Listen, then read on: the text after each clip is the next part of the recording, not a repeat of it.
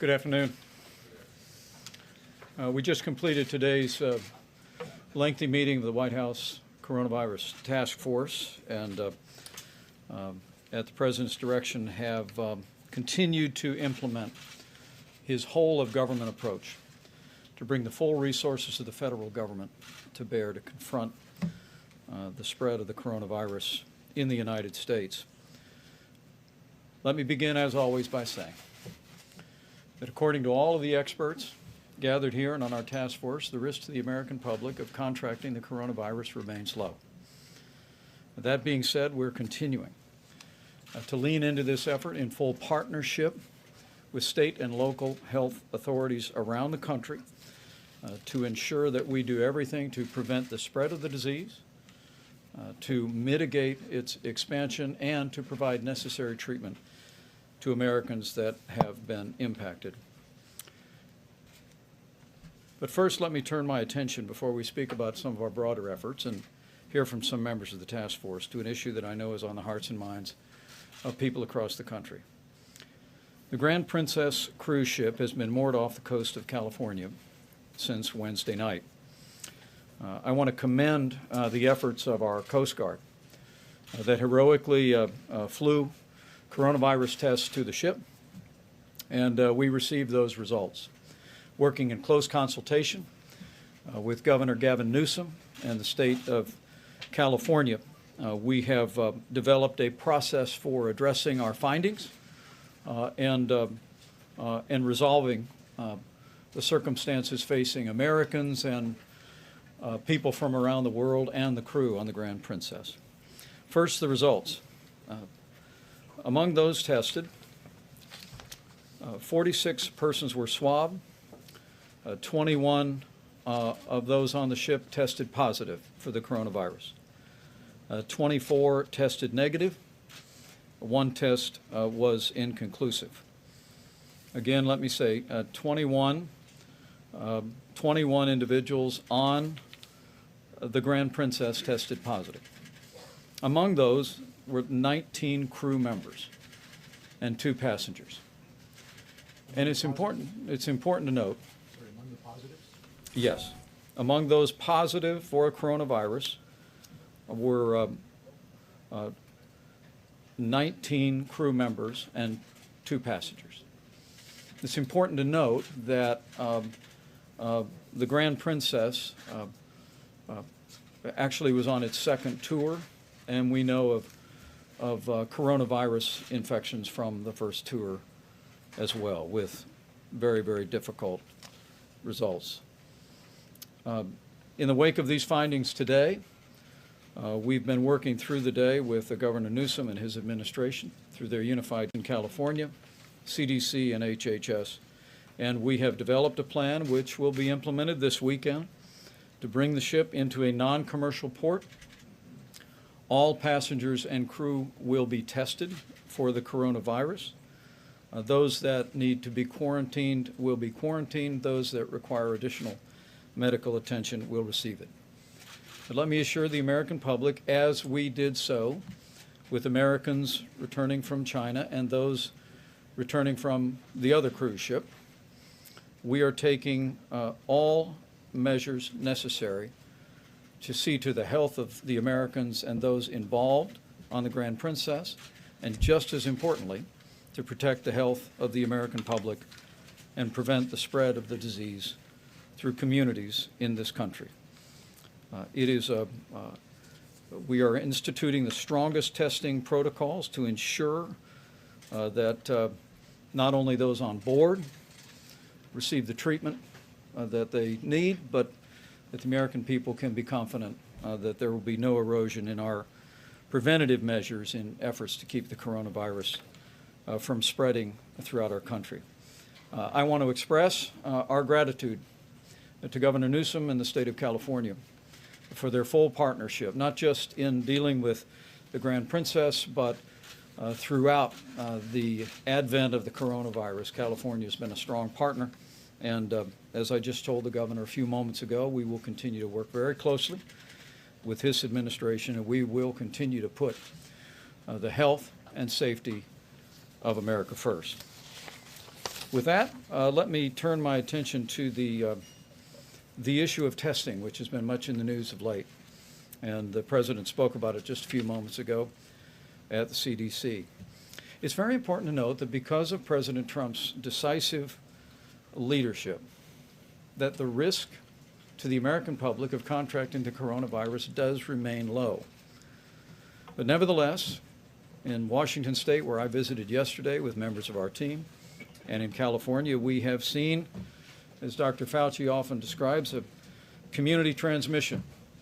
Still less than 200 cases across the country, and the good news is most Americans who've contracted this disease are being treated and recovering and on the road to recovery.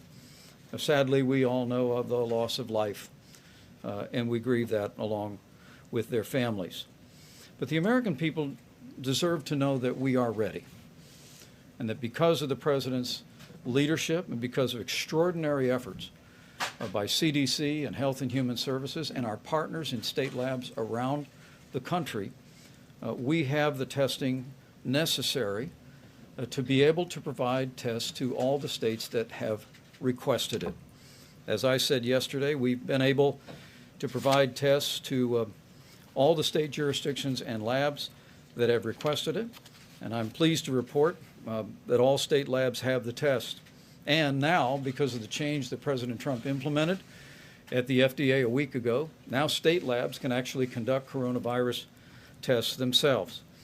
Beyond that, between March 2nd and 5th, we distributed more than 900,000 tests across the country, including 200,000 that could allow 75,000 individual patients to be tested. As the Secretary of HHS just described, by tomorrow another 200,000 tests will be shipped, and by the weekend another 1 million tests will be shipped around the country, with the expectation that at the end of next week 4 million tests will be shipped. We've been able to respond to the request of states that have been impacted by the coronavirus. But as I said yesterday, to meet future demand, this week the President brought together the leading commercial labs in America and asked them to, in effect, partner with the United States in developing tests for the American people. And I'm proud to say that just in the last 24 hours, LabCorp, Quest, two of America's leading commercial laboratories, have announced that tests will be available by Monday of this week. The reason that's important, the reason that meets future demand, is because the enormous capacity of these commercial laboratories and others in the country are precisely how we will make coronavirus tests available for your local doctor, available to your pharmacy, and broadly available to the American public. Tomorrow, Dr. Steve Hahn of the FDA will come to this room and brief in specific our efforts with regard to testing, to assure the American public that every effort is being made to provide testing resources, not just for state laboratories, not just for universities, not just for hospitals in affected areas, but with the announcement of these major commercial labs, we trust in a matter of weeks the coronavirus test will be broadly available to the public and available to any American that is symptomatic and has a concern about the possibility of having contracted the coronavirus. We've made great progress, but there is much work to be done. Over the course of this weekend, I'll be traveling to Florida to meet with cruise line executives. We'll be discussing with them in particular what additional measures our cruise lines could take to ensure the health and safety of the American public. And I look forward to those conversations tomorrow. I want to introduce Dr. Fauci for a comment, and then I'll also introduce the Admiral and Bob Kaldick about our plans with regard to the cruise ship. But let me make one last comment, if I may, before we hear from other members of the task force. I've said it twice, let me say it again. The general risk to the American public remains low. But if you are an individual with a serious underlying health condition and are elderly, it's important to take precautions and use common sense, particularly as it relates to travel. We want to recognize from the experience now of 2 cruise ships, the cruise ships represent a unique challenge for health officials. And so we would ask elderly Americans to use common sense and caution in planning any cruise ship vacation in the future. But they can be assured we're going to be working closely with some great American companies in the cruise line industry to enhance and strengthen the screening procedures that take place as passengers board and as they disembark. With that, let me yield for a few moments to Dr. Fauci, and then we'll hear from other members of the task force about the Grand Princess as well as testing. Dr. Fauci? Thank you very much, Mr. Vice President. I just want to take the opportunity very briefly. Last time I was here at the podium, we were talking about what the Vice President said about the risk of getting infected and how we need to distinguish that from if you are infected, like the unfortunate situation that we've seen in Seattle and what we're seeing on cruise ships, is that in that group of people who get infected, the ones who are clearly the most vulnerable to getting the complications of serious disease and even death are people with underlying conditions, particularly among the elderly with underlying conditions. And those are heart disease, lung disease, kidney disease, diabetes, et cetera. So what I'd like to do today is sort of like publicly answer a question that I get asked all the time now, is that if you are a person with an underlying condition, the conditions that I just mentioned, particularly if you're an elderly person with that, as the Vice President said, beyond even cruise ships, to just use the common sense of trying to protect yourself because you're the most vulnerable. That is often referred to as social distancing. And what we mean by that is if you're a person who is in that category, think twice, even before you get on a plane for a long trip, or you want to travel, or you want to go to a place that's crowded where there may be people who are, in fact, have an infection of any sort. That doesn't necessarily have to be even coronavirus. It could be influenza or anything like that. So I want to publicly answer the question that I keep getting asked in a private situation. If you're in that category, or if you're the family of individuals in that category, take care to try and take care of the most vulnerable among them. And there are simple things that you can do, practical common sense about not putting yourself in a situation, whatever that might be, that might increase the risk given your situation. Thank you. Thank you, Dr. Fauci. Well said. With that, I'd like to introduce Vice Admiral Abel, who, again, the Coast Guard did heroic work transporting tests to the Grand Princess, and is going to play a key role as we implement the process of resolving the impasse on the ship. Thank you, Mr. Vice President. First of all, we'd like to send our appreciation out to the members of the 129th Air Rescue Recovery Wing, the California Air National Guard, that played a key role last night in getting the test kits out to the ship, retrieving those test kits. It's great to have shipmates like that stand by our side when the nation needs it. Coast Guard looks forward to operationalizing the best risk mitigation plan that's developed on medical science from the state, local, and federal level. And we'll use our captain and the port authorities to direct the ship to execute that plan. Thank you. Thank you. And Bob Kadlik is the Assistant Secretary who's been coordinating the preparedness and the response to the Grand Princess. Thank you very much, Mr. Vice President, and good evening, everyone. I just wanted to say, first of all, thanks to Governor Newsom and his staff at the State Health Office and Emergency Management in California. They've been an extraordinary great partners, not only during this event as we're developing a concept of operations and planning to, if you will, disembark passengers from that ship safely and effectively, ensuring that their safety as well as the community that they will be coming into will be protected. But I just want to say that they've been great partners throughout this. They've been critical in our repatriation efforts from Wuhan, as well as from the Diamond Princess ship in Japan. And again, the details are becoming more apparent, and we'll brief you as those become more firm. But I just want to say this is a whole government of effort.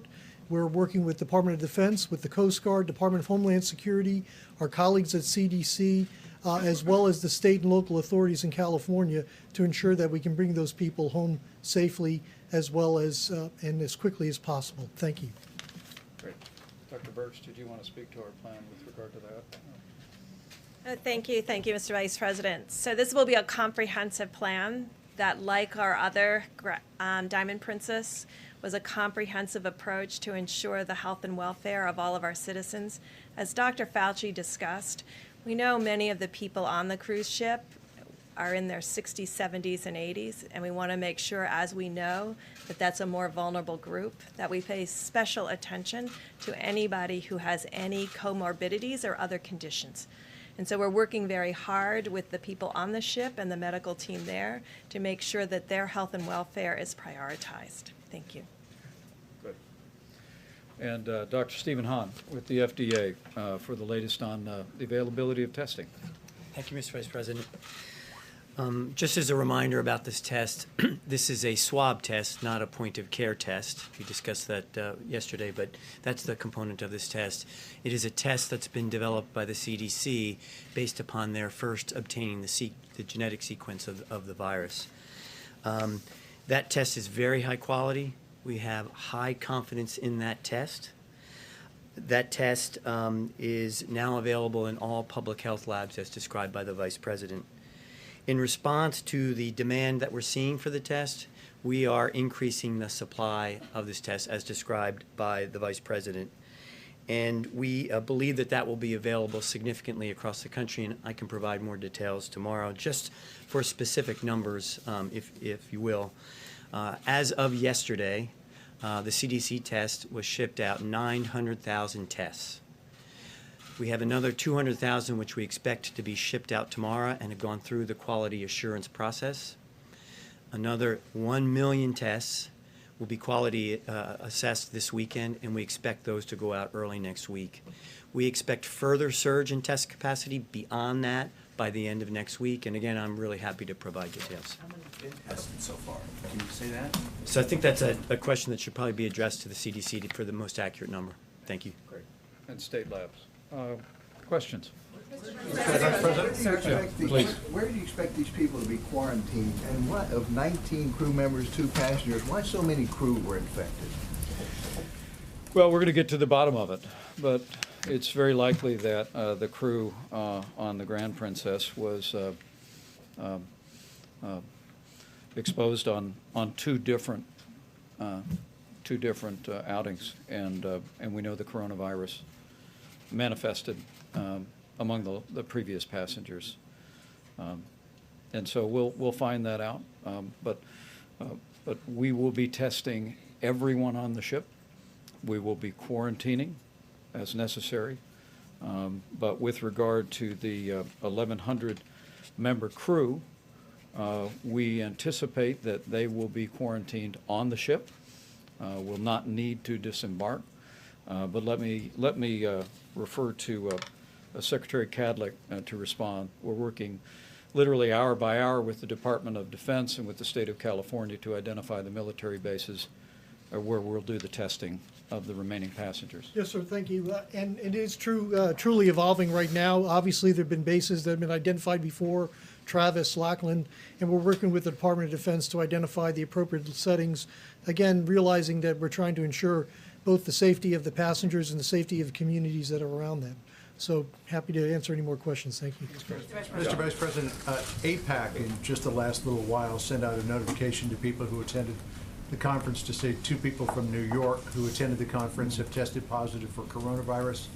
Are you concerned that the virus is now here in Washington, D.C., and as a lot of members of Congress attend APAC, are you concerned that some members of Congress may have contracted the virus? Well, let me say that's the first I've heard of it in the midst of a busy day, and we will be engaged. I'm confident in the same contact tracing that we are for any case, but maybe Dr. Fauci could speak to a concern about the nation's capital that you raised. Yeah, you know, again, when you have lack of information, it's tough to make anything definitive. But obviously, if you have someone who is here I mean, the risk of there being a major outbreak, obviously, is which everybody thinks about. But what will happen is that those individuals that were infected will have contact tracing. And that's the public health weapon, if you want to call it that, we have, namely to get those people isolated and to do the contact tracing. We don't have enough information now because this is the first that I've actually heard about it also with a busy day. So as soon as we get further information, we'd be happy to share that with you. Mr. Vice President, the President just a short while ago said that anybody that needs a test can have a test, they're all set. Can we drill down on that? When exactly will a person who feels like they may have coronavirus, can they go into their doctor's office and get a test? In addition to that, Mr. Vice President, just a short while ago, the President described Governor Inslee of Washington State, who you just met with yesterday, as a snake. He also described the coronavirus test, compared it to the phone call that he had with the leader of Ukraine. Is the President addressing the situation with the seriousness it requires? Well, I promise you, President Trump has no higher priority than the health and safety of the American people. And he's assembled an extraordinary group of Americans and agencies. I'm a little more than a week into leading the White House coronavirus effort, and I couldn't be more proud and more impressed with the team that the President assembled. But I think your first question is a very important one, Jim, and I appreciate it. The President's exactly right that for the state laboratories, for the communities that have been impacted, that have concerns about the coronavirus, we have been able to respond to requests for tests. And literally you can hear that the test that's been made available since the first of this month is literally mounts in the hundreds of thousands and millions of tests. But for the American public to have access to the coronavirus test, it's the reason why President Trump brought in this week all of the CEOs of the top commercial laboratories in the country. They're the ones that we believed could spin up a new test very rapidly. They have enormous logistics and manufacturing capabilities. And we said to them, we want you to work together because whilst all state labs can now conduct their own test, and while we've, as I described, and as Dr. Hahn described, we've distributed hundreds of thousands, in fact, over 1 million tests around the country to get it all across the American people, to your local doctor, to your pharmacy, to what when my kids were little we used to call the med check. It's going to require these commercial labs. And the good news is it didn't get too widely reported, but both LabCorp and Quest, two of the largest commercial labs in the country, just announced that by Monday they will have tests available for distribution and sale across the country. If I could just follow up, Mr. Vice President, if somebody is feeling ill this weekend and they go to the doctor on Monday, can the doctor request a coronavirus test? Any American in the country, or are we not at that point? I just want to make sure that it's crystal clear in terms of what the expectations are. Well, I think for any American that is symptomatic, speaking to your doctor, if you have reason to believe that you have been exposed to the coronavirus, I have every confidence that your physician would contact state health officials and have access to the state lab. We've made those tests available to the state labs. I've spoke to Governor Roy Cooper of North Carolina today. I spoke to Governor Brian Kemp of Georgia last night. And we've been working hard to make sure that where we have suspected cases, that we've been making tests available. But you make a very fair point about the wider availability to doctors and physicians and clinics will happen, we believe, because of the collaboration that President Trump forged with our commercial labs. And the great news is, as they announced yesterday, by Monday, the two of the largest commercial labs in America announced they will have tests and begin to take them to market. Thank you, Mr. Vice President. Two questions, if I could, one on workers and one on families. The first one on workers. There are a lot of Americans who are worried about losing wages if they're forced to stay home because they're not on a regular salary. Is the White House preparing any sort of economic mitigation effort for workers who suffer wage losses here? And the second one is on families, which is you're telling people to stay home if they feel sick. Right. What's your advice to parents of children who might have a lot of vulnerable people in their households? Should they be quarantining themselves with their children in the house, or do they need to be quarantining themselves somewhere else away from their own families and children? Well, with regard to your first question, I will tell you that I've been very inspired at the response of businesses around this country and their sensitivity and decision-making about Americans who are potentially impacted by the coronavirus. But I will tell you, in the days ahead, when I was on Capitol Hill this week meeting with Republicans and Democrats in the House and the Senate, we talked about, should this become much more widespread in the country, there were recommendations from Congress, which I know we would carefully consider. But your second question, I think, might be the most important one asked, and that is for families, what are the best practices at home? And I'd like to ask Dr. Birx to address that. That's an excellent question. I come from a multi-generational household. I have 9-month-old, 2-year-old grandchildren. My parents live in the same household. They're 91 and 96. And my daughter and husband are there. And I think this is a very critical question, and it's why over the last week we've really been focused on who is the most vulnerable, who needs to be protected, and ensuring that every family understands that. And I think your question is critical because it comes back to what Dr. Fauci said. If they follow good hand-washing techniques, if they ensure that everything is washed that is used with the grandparents, if they ensure that the children, if ill, are kept away from the grandparents and somewhat separated in the household with strong cleaning and other hand washing and hand touching pieces. This is what social distancing can occur in the household. And that's really the focus that we have, that every household has the capacity in order to ensure this health and welfare of their elderly and others with medical conditions. And I want to make sure we've also emphasized that, because anyone that has an immunodeficiency independent of age is someone else that we have to be very careful with and ensuring that we're protecting them. Should they be sending those family members who are not infected to stay somewhere else? So if you've got a couple of kids, one who's infected and the other ones are not, should you send the ones who are still healthy somewhere else, or do you need to quarantine everybody in the family in the same house at the same time? Because that sounds a little scary.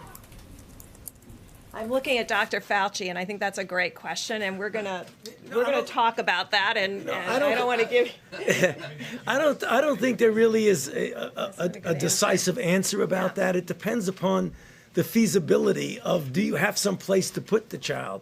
I think that if you're in a situation where you really cannot do it, then you just sort of say, well, I'm going to keep them both together, realizing that with children, and this gets back to what I just said a little while ago, the risk of there being a problem of infection with the children is really very low. If you look at all of the reports from every place, from China, from Italy, from Korea, it's the same.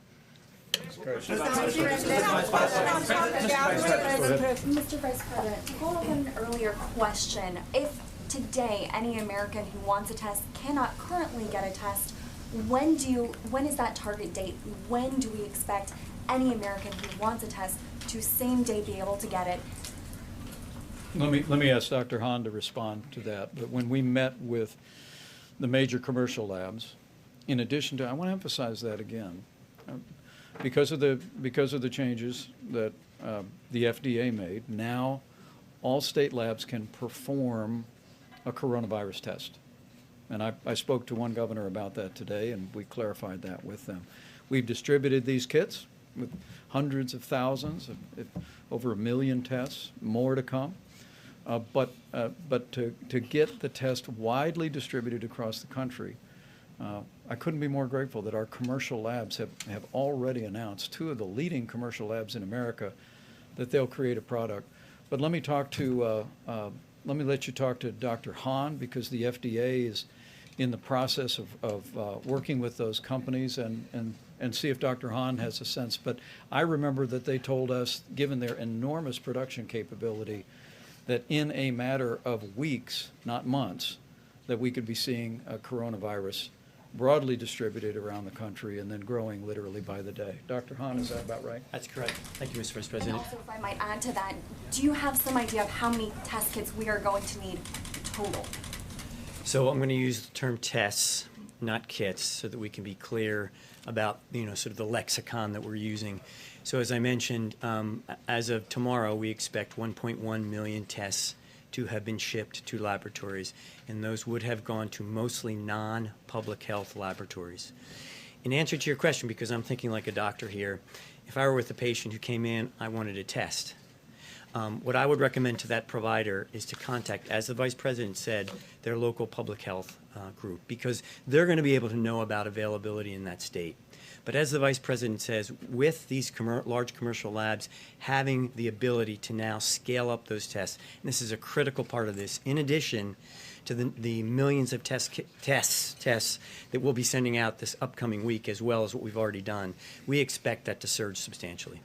And how many do we need? Are we talking we need a test available potentially for every American? What is our target?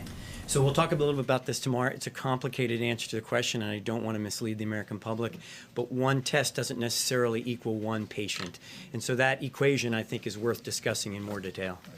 Can we just follow up? Last question, Mr. Vice President. Mr. Vice President, on international. Well, let me maybe follow on that with two things. Number one, the President's directed a whole-of-government approach. We're leaning into this effort, and we're going to work with our commercial partners. We're going to work with the CDC, and we're going to meet that need for the American public.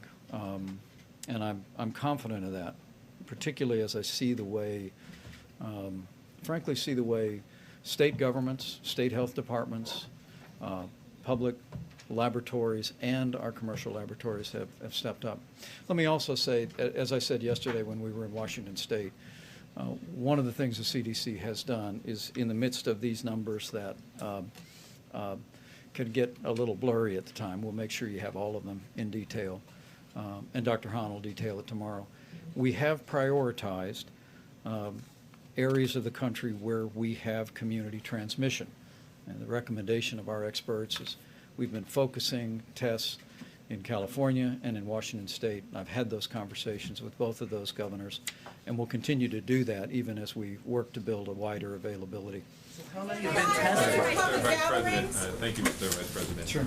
You have encouraged caution and social distancing for elderly Americans and people who have pre-existing conditions. Just looking at the government statistics, people who are over 65, that's 50 million Americans. People who have pre-existing conditions, that's another 50 million to 100 million Americans. Are you essentially saying that a third of the country, maybe up to half of the country, should have caution before traveling? And if that's the case, should major events, major conferences, political rallies just be canceled at this point because they would include a large percentage of elderly Americans and people with pre-existing conditions?